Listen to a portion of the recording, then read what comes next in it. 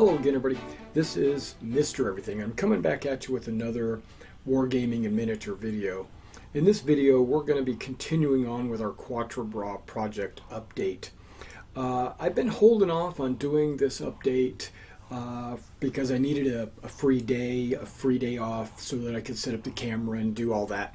So actually, I've had these French light infantry done for a couple of days now, but I do have 5 units of French light infantry. They're going to be included in the 2 infantry divisions that are attacking Quatre Bras, along with these limbers, which I just finished today, the 14th.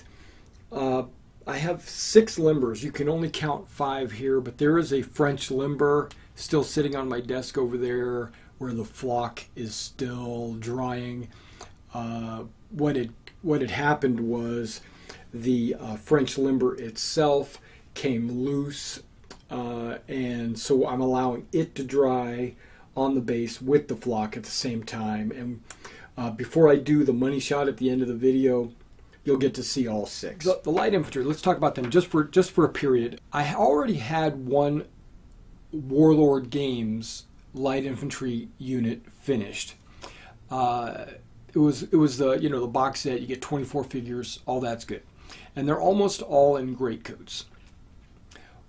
Well, 2/3 of them were in greatcoats. Yeah, almost all of them were in greatcoats. Then I bought some Perry late war infantry, which can be used as light infantry depending on how you paint them up. And then I also had bought some Perry medals, standard bearers and command stand units, command elements. And then I also picked up a box of hat light infantry because you get like 50 models for $13, something like that. So I said, I got to do that.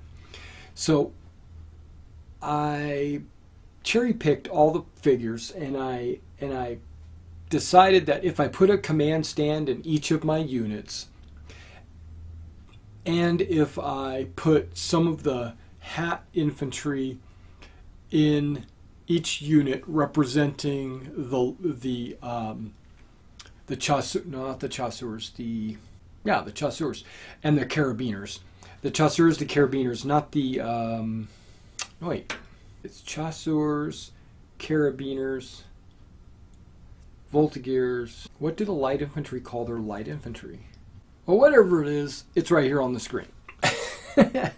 For some reason, the name escapes me. But I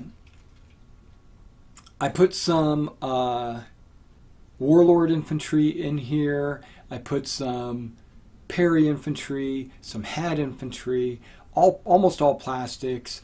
The command stands are metal. It's and I mixed them up and formed units that all pretty much have some greatcoats, some non-greatcoats, some tall plumes, some not some tall plumes, etc., etc. And when I do the and then I went back and reflocked my old bases so they come more in line with all the new bases that I've been flocking for the French. So these units look pretty good. I like them. I've got some French artillery here, and I've got a French limber right there.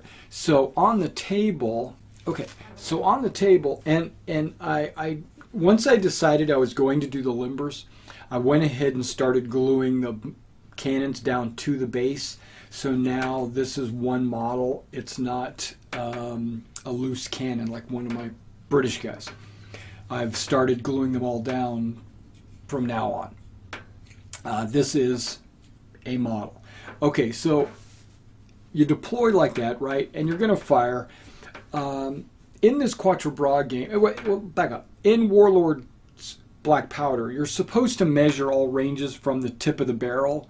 But now that I'm gluing all the cannons down to the base, I could elect to measure from the front of the base, but I guess we'll still do it from the barrel. I don't know. We'll have to figure that out when I start rewriting the scenario rules.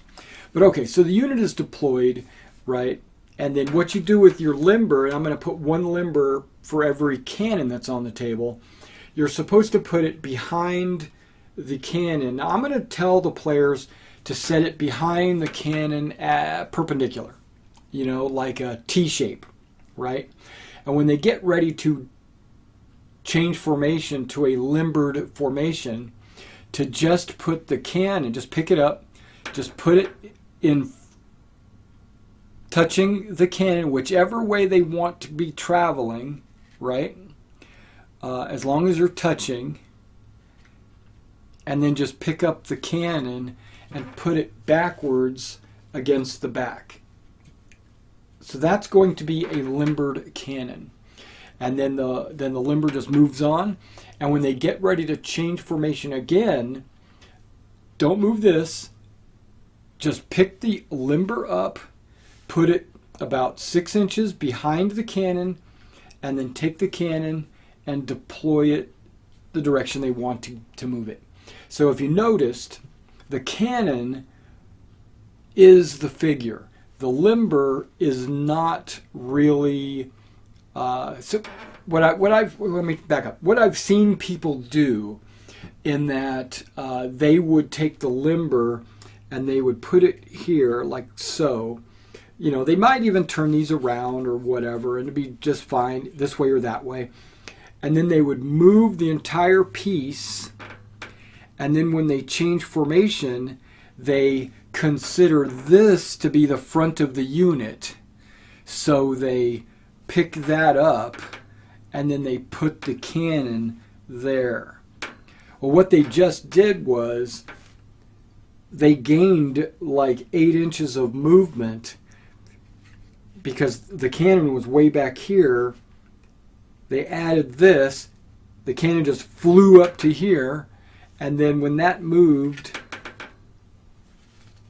and then changed formation, the cannon again, you know, moves up to there. And that's not the way we're going to do it.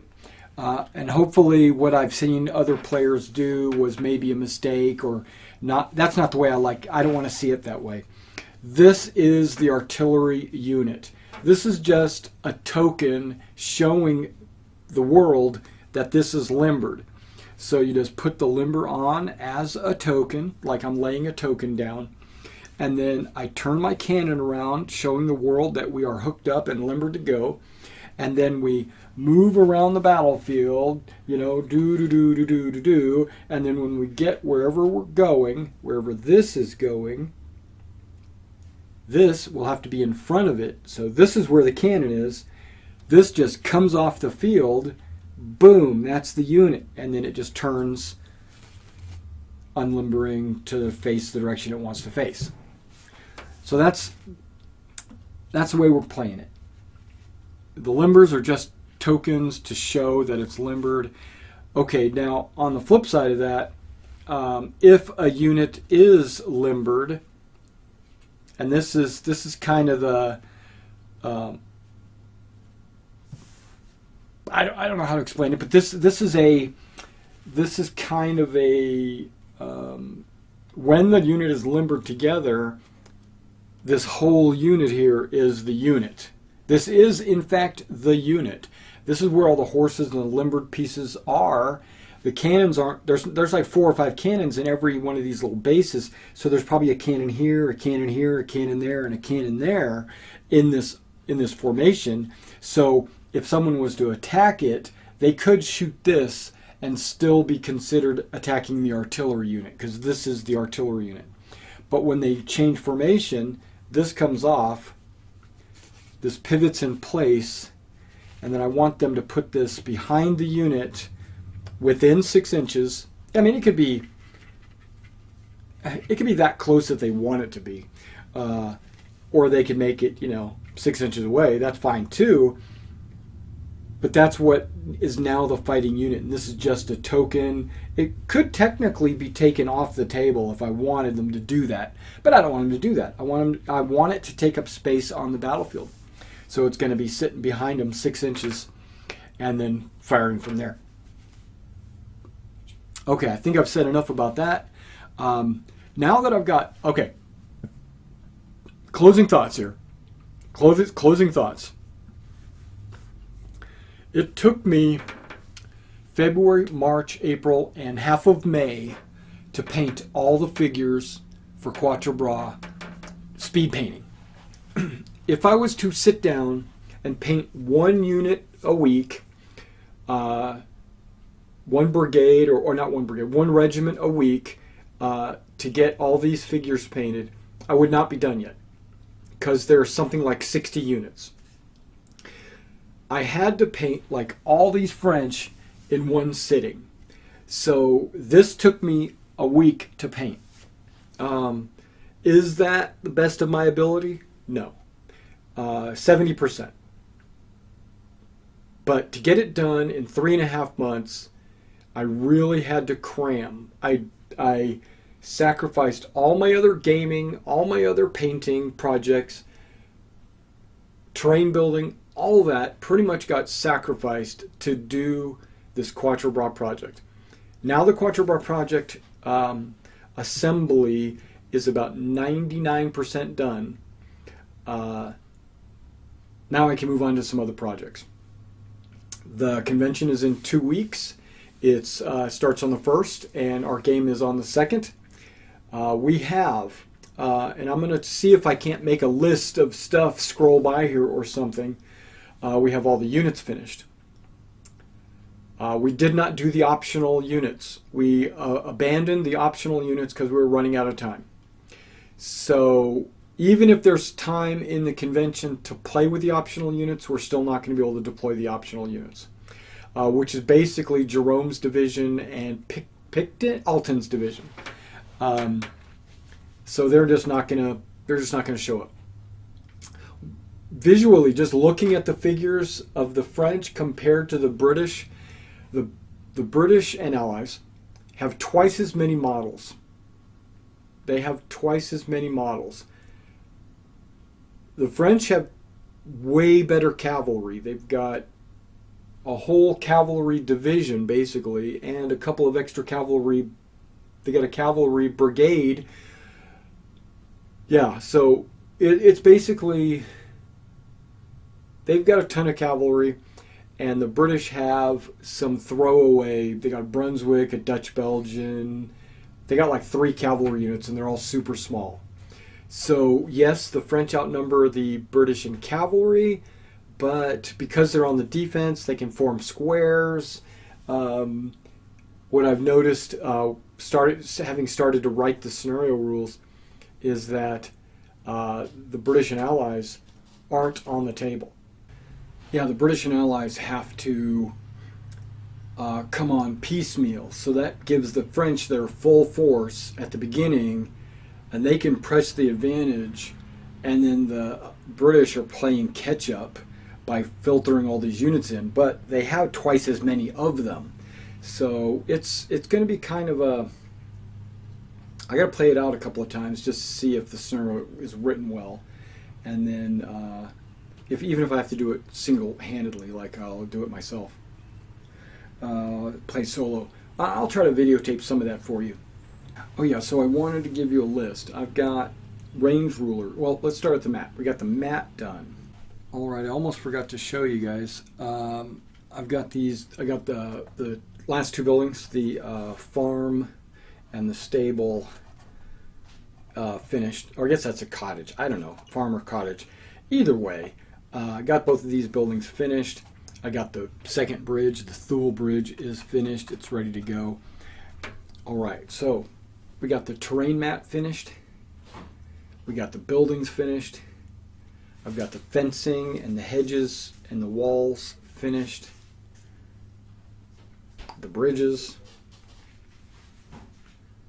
and the trees. So the entire battlefield is finished. Then I have the Allies, the French, miniatures finished. The limbers that I thought I wasn't going to get done are done.